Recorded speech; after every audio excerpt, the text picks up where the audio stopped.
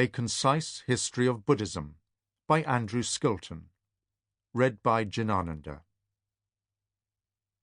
Preface.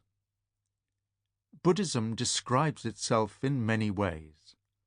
Amongst a number of roughly synonymous terms, agama is one that I find particularly evocative.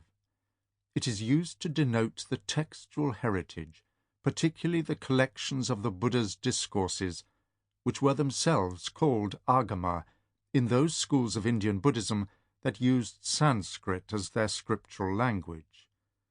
More literally, the term means that which comes, in the sense of something being handed down into the present by an existing tradition, and so to me it implies not just a body of texts, but also the received methods for interpreting, understanding, and applying those texts, which in their turn inform and are informed by the institutions of Buddhism.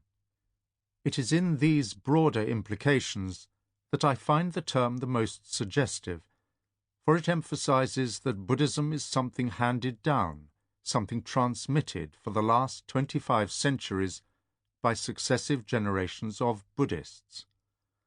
Despite this continuity, the Buddhist tradition is bewilderingly diverse, and this is one of the main reasons for my interest in writing a book of this kind.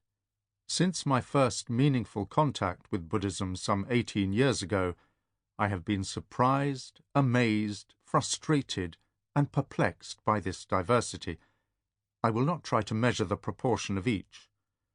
Primarily it has been a source of inspiration to try to realize its central ideals, but also of delight, of refreshment, and at times of disbelief at some of the apparent or real contradictions. In the longer run, it has provoked a great curiosity. I am not the first to feel this curiosity, for the tradition has had its historians in many ages prior to our own.